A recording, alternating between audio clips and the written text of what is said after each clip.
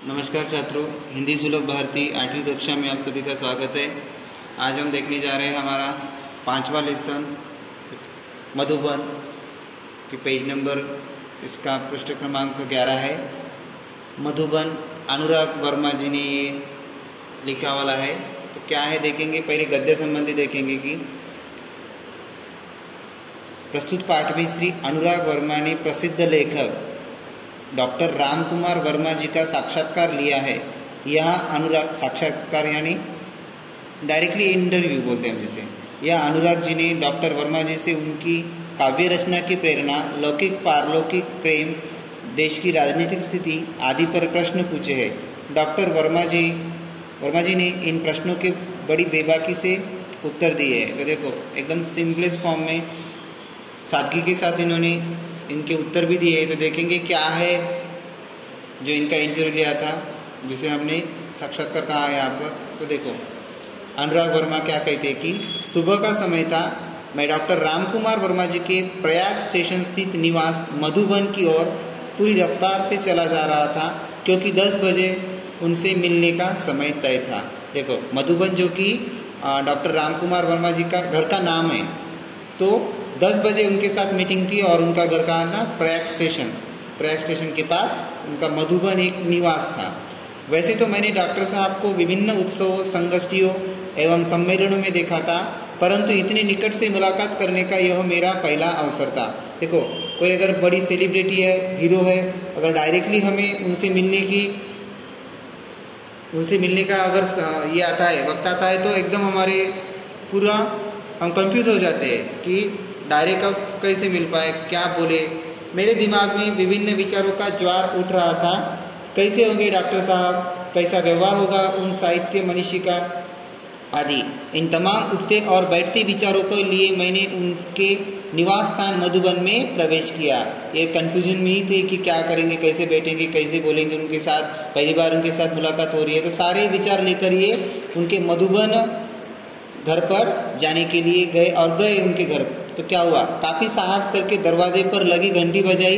नौकर निकला और पूछ बैठा, क्या आप अनुराग जी हैं? देखो, पहले से ही नौकर को मालूम था कि अनुराग जी आने वाले हैं, तो उन्होंने डायरेक्ट हाँ कह दिया।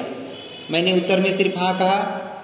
उसने मुझे ड्राइंग रूम में बिठाया और यह कहते हुए चला गया कि डॉक्टर साहब आ रहे हैं।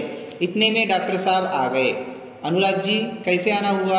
आते ही उन्होंने पूछा। देखो, डॉक्टर साहब को पहले से ही मालूम था कि अनुराग जी उनसे मिलने के लिए, उनकी मुलाकात लेने के लिए 10 बजे आने वाले, तो पहले ही इनका टाइम सेट था। तो आते ही उन्होंने बोला कि अनुराग जी कैसे आना हुआ। एकदम सादगी के साथ, इतने बड़े आदमी होके भी सादगी के साथ ये बोलने लगे। आगे देखिए क्या होता है। मैंने कहा, डॉक्टर साहब, कुछ प्रसंग जो आपके जीवन से संबंधित है और उनसे आपको जो महत्वपूर्ण प्रेरणाएं मिली हो, उन्हीं की जानकारी हेतु आया था। देखो, आपकी जो कुछ भी महत्वपूर्ण प्रेरणाएं आपसे जिस आप फील्ड में काम कर रहे हो, कुछ प्रसंग जो आपके जीवन से संबंधित है, उनके बारे में जानकारी और उनसे प्रेरणा लेने के लिए भी मैं यहाँ पर आया हूँ। डॉक्टर साहब ने बड़ी सरलता से कहा, अच्छा तो फिर पूछिए। बड़ी सरलता से उन्होंने पूछा कि पूछिए, आपको क्या प्रश्न पूछने हैं, मैं आपके पूरे सवालों के जवाब दे दूंगा। तो पहला प्रश्न पूछते हुए अनुराग जी बोल रहे हैं कि डॉक्टर साहब, काव्य रचना की प्रेरणा आपको कहाँ से और कैसे प्राप्त हुई?